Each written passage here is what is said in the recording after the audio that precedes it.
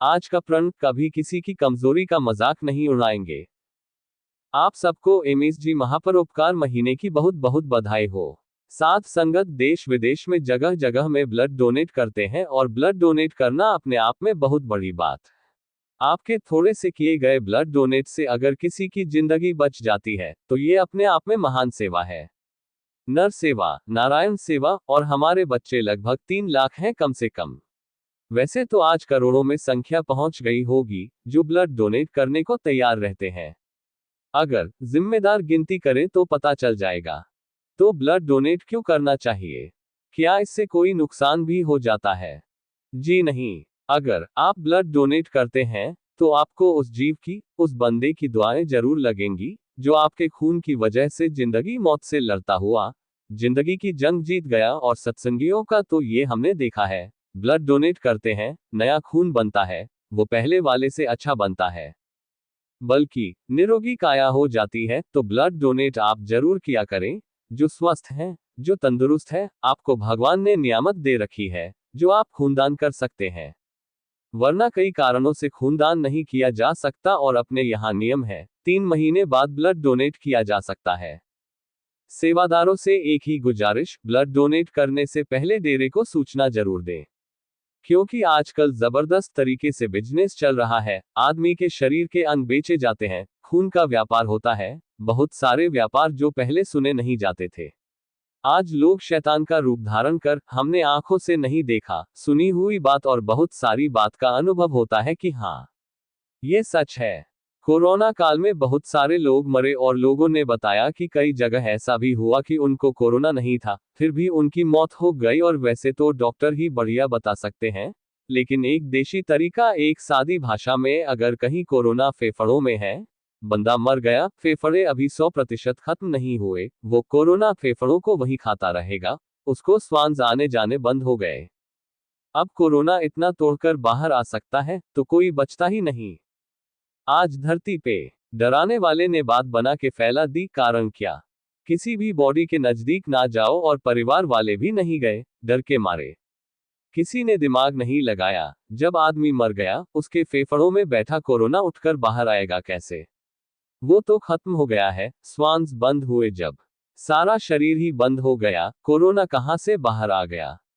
एक देशी भाषा, बाकी तो डॉक्टरों से आह्वान, बता सके। हमने कई बच्चों को बताया ये और उन्होंने कहा, गुरुजी हम अपने भाई या जिसे जो भी उनका कोई ऐसा हुआ उनको अपनी गोद में उठा के घूमते रहे और उन्हें कोरोना नहीं हुआ। तो फैलाने का कारण क्या हो सकता है? कुछ नहीं कहा जा सकता, पर यह तो सुनने में आता ही है कि ब्लड का बिजनेस हो रहा है या ऐसे ही उसको बेचा जाता है महंगे दामों में। इसलिए बेपरवाह जी के वचन, रहना मस्ते होना होशियार चाहिदा खूनदान ऐसे नहीं। जब जी करा किसी को जब मर्जी दे दो, नहीं। आप डेरे में मिलके, और विदेशों में भी बच्चे बड़ा जोर शोर से ये सारा कार्य करते रहते हैं। तो खूनदान महादान, और आपको रजिस्ट्रेशन करवाना चाहिए। गिनती का पता है कि 2-3 लाख लोग तैयार रहते हैं ब्लड डोनेट करने के लिए। ब्लड ग्रुप जो बहुत कम पाई जाती है वो बच्चों का, तो जरूर हमें लगता है रजिस्ट्रेशन होना चाहिए। ये इमरजेंसी में वो ब्लड मिलता नहीं, रेयर ग्रुप होते हैं, बहुत कम लोगों में पाए जाते हैं, ताकि उन ब्लड ग्रुप की इमरजेंसी आती है तो झट से दिया जाए। रूहानियत में इन दोनों का क्या महत्व है? रूहानियत है कि आत्मा कैसे परमात्मा में दोबारा मिले। नूर ए जलाल से बिछड़ा नूरे किरण कैसे दोबारा नूर में जाकर मिल जाए, ताकि आवागमन, गम, दुख, दर्द, चिंता, टेंशन, परेशानी, बीमारी, काम, वासना, क्रोध, लोभ, मोह, अहंकार, मन माया से छुटकारा ही हो जाए। पर यह कैसे पॉसिबल है? तो इसके लिए सुमिरन और सेवा। अकेला सुमिरन कोई कोई होगा आज के युग में जो सुमिरन करके अपने ध्यान को समाधि के रूप में लेके जाता है, अपने विचारों को तीसरा नेत्र, ज्ञान चक्षु, 10वें द्वार में इकट्ठा करता होगा। कोई कोई होगा, बड़ा ही मुश्किल है। और अगर कोई चाहे कि हमें भी वैसे ही बनना है, तो सेवा वचनों के पक्के रह के, दृढ़ यकीन रखते हुए अगर सेवा करो कि मैं तो सिमरन का पक्का बनूंगा, और सिमरन के पक्के बन गए तो मालिक की नूरे नजर, रूहानी नजारे जल्दी नजर आ जाएंगे। अब सेवा तन मन धन से की जा सकती है। तन की सेवा में यही है, ब्लड डोनेट करना, मरणोपरांत शरीर आंखें दान, और ये महान सेवा है। कोई छोटी सेवा नहीं है। और ऐसे ही जो जीते जी अंग दान किए जाते हैं, बच्चे गुर्दा दान करते हैं, ये अपने आप में महान सेवा है। किसी अंधे को रास्ता दिखा देना, क्योंकि बेचारों को नजर नहीं आता रोड पे एक्सीडेंट ना हो जाए, ये भी तन की सेवा है। किसी बीमार को उठा के हॉस्पिटल में ले जाना, तन की सेवा। तैर के डूबते हुए को बचा लेना, ये भी तन की सेवा है। इसके अलावा तन की बहुत सी सेवा है। कहीं भूकंप आ गया, कोई अंदर दब गया, उसको निकालना, और कहीं भी कोई मंदबुद्धि या बीमार कहीं मिल जाता है, उनका जाकर इलाज कराना, उनको उनके घर में पहुंचाना। साथ में धन की सेवा भी, आप अपनी कमाई का कोई भी हिस्सा 15 यानी जो आपको ठीक लगे, इससे ज्यादा तो क्या, 100 में से 4 रुपए बनते हैं, वो घर में निकाल के रख लो। और 100 तो आज हर कोई कमाता होगा, दिहाड़ी भी 500 रुपए है, और उन 4 रुपयों से आपको घाटा नहीं पड़ने वाला। और अगर सही जगह पर लग गए, तो यकीन मानो पता नहीं कितना मुनाफा आ जाए। तो तन, धन और मन, किसी का किराया भर दिया आपने, धन में से उसका नशा छुड़वा दिया। कोई नशे में गिरे हुए को उठाकर राम नाम से जोड़कर नशा छुड़वा दिया, पैसा भर दिया आपने उनका कि चलो भाई मैं लेके चलता हूं, किराया भर दिया। तो धन की सेवाएं बहुत, हमारे बच्चों ने स्कूल कॉलेज या हॉस्पिटल है जहां पर गरीबों का इलाज फ्री होता है, तो वो भी सेवा की है धन से। तो ये अपने आप में बेमिसाल बात है। खूनदान तन की सेवा में ही दान है, जो जीते जी किया जा सकता है, तो बहुत बढ़िया है। ये भ्रांतियां हैं कि भाई एक बूंद भी चली गई तो खून दोबारा बनने में कई महीने लग जाते हैं। जी नहीं, 7वें दिन ब्लड पूरा हो जाता है। और ये अच्छा खाना खाओ, हो सकता जल्दी हो जाए, वरना नॉर्मल खाने से भी 7वें दिन पूरा हो जाता है। आपको खूनदान करते रहना चाहिए, इसमें टेंशन नहीं लेनी चाहिए, क्योंकि खूनदान, महादान, शरीरदान, नेत्रदान, जो बच्चे तन मन धन से सेवा करते हैं, परमपिता परमात्मा की वह खुशियों के लायक जल्दी बन जाते हैं। मन की सेवा क्या है? आप सत्संग में आकर बैठे और वचन ध्यान से सुन रहे हैं, यह मन की सेवा है, मन के गुलाम हैं आप। तो सत्संग में भी बैठ के जो गलत सोचता है, उसको बेइंतहा कर्मों का बोझ उठाना पड़ता है। हमारे बच्चे चाहे वो गृहस्थी हैं या ब्रह्मचारी हैं, जो परमपिता परमात्मा से, सद्गुरु मौला से अपना मन जोड़ के रखते हैं, तो मन की सेवा बड़ी कठिन सेवा है। 100% मन को कंट्रोल किया जा सकता है। हिम्मत चाहिए, राम का नाम जपो, दृढ़ यकीन रखो, तो आप जरूर मालिक से जुड़ जाओगे।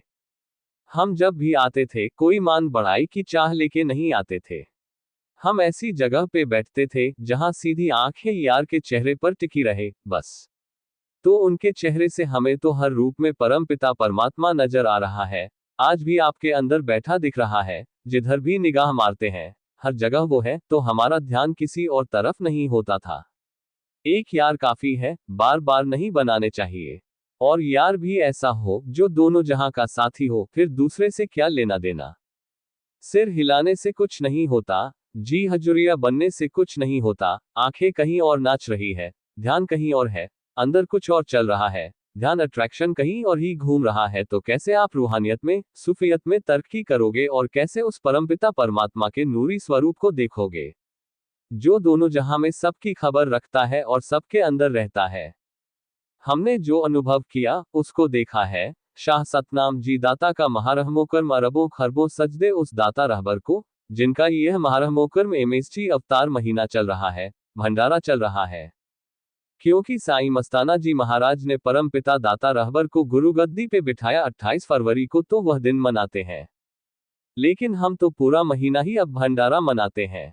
साथ संगत के लिए तो हर महीने कोई ना कोई भंडारा होता है। कुछ महीने संगत नहीं मना रही, वो भी मनाने लग जाएंगे।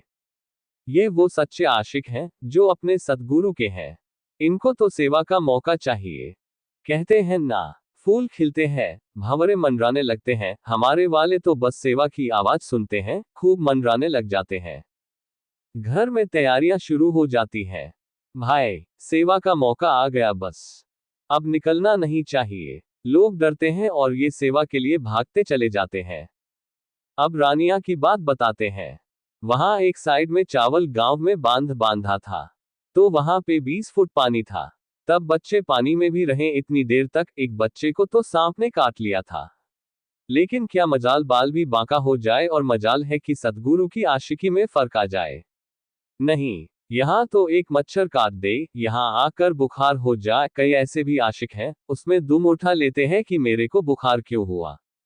सत्संग में गए थे, कपड़े तू ना पहने, नाच ना जाने आंगन टेढ़ा। यदि ये तो गलत बात है, ना कपड़े खुद नहीं पहने, जुकाम खुद हो और दोष सतगुरु पे। तो वैसे माँ बाप की तरह तो बच्चे लड़ते रहते हैं, हमसे चर्चा चलती रहती है। बढ़िया है, खुश रहा करो। खुश रहना सीख लो, फिर टेंशन नहीं होगी, वरना अगर संतुष्टि नहीं हो तो चाहे कुछ भी बन जाओ, आप बेचैन ही रहोगे। तो अमल करना सीखो, वचनों पर चलना सीखो, एम बनाना सीखो। रूहानियत में एम लक्ष्य बनाना ही सब कुछ है। अपना ध्यान परम पिता परमात्मा से भी लगाकर बैठो। जो काम करने वो करो, ना कि इधर उधर देखते रहो। लाइफ एक ऐसी बुक है जो सिखाती है, जितना मर्जी पढ़ लो, आप नहीं सीखोगे जो लाइफ सिखा दे। इसलिए हमारे संयुक्त परिवार सफल परिवार होते थे, क्योंकि वह अपने बच्चों को अपना अनुभव देते थे। और आजकल तो बिगड़ गया सब। शादी होते ही तू कौन और मैं कौन, उसमें माँ बाप की भी कमी है। हम ये नहीं कहेंगे कि सिर्फ बच्चों की कमी है, लेकिन जो बुजुर्ग हो जाता है उसकी आदतें पक्की हो जाती है, पर यंग वो अपनी आदतें को थोड़ा मोल्ड कर सकता है। पर ये नहीं कि आप बुरी आदत